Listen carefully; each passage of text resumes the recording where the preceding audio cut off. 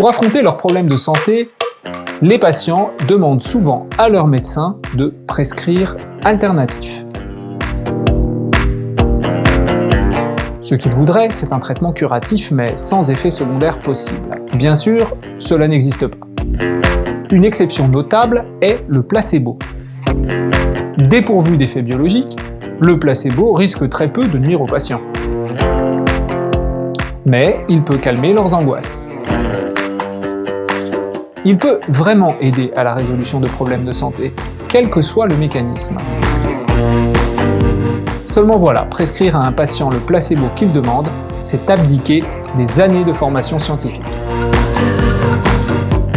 C'est aussi encourager sa crédulité par un mensonge au moins implicite.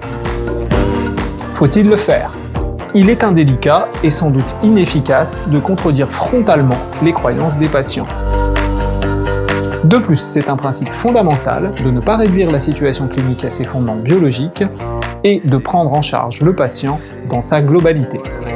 Justement, les pratiques alternatives se réclament toujours d'une approche holistique. Mais on voit mal pourquoi des pratiques non vérifiées, quoique très populaires, le feraient mieux que des pratiques rigoureusement testées. Une prise en charge globale tient compte de la santé biologique du patient, mais aussi de son bien-être présent et de son épanouissement futur, et non pas seulement du patient, mais aussi de la collectivité dans laquelle il évolue. Comment faire ça ?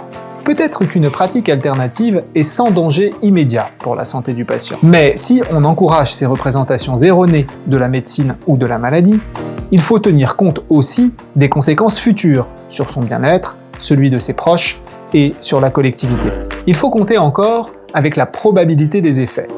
Probabilité que l'effet curatif survienne du fait de cette pratique alternative, et non pas simplement d'une relation positive avec un professionnel de santé.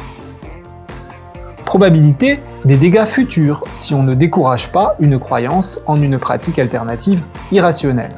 En principe, il faudrait donc calculer ce que l'on appelle l'utilité espérée d'une décision. Il devient alors moins certain qu'un effet positif immédiat et improbable contrebalance un effet négatif futur probable. Avoir du tact, c'est savoir contredire avec délicatesse. Ce n'est pas abonder dans le sens d'une croyance. En outre, il y a plus important que respecter les croyances de quelqu'un. C'est de respecter cette personne elle-même. Cela implique de la traiter comme quelqu'un qui peut changer d'avis quand on argumente correctement. Et peut-être aussi de toujours rester pour elle une source d'information claire, cohérente et surtout fiable.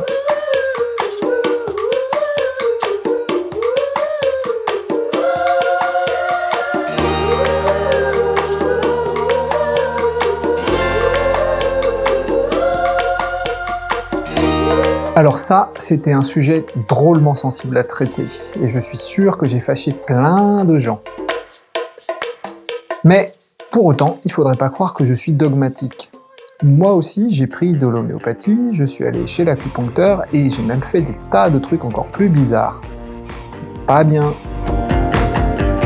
En tout cas, si ça vous intéresse, vous pouvez regarder ce petit article en anglais et ce livre en français sur l'homéopathie. La prochaine fois, on parlera d'une autre forme d'automédicalisation, les effets de boucle. En attendant, portez-vous bien.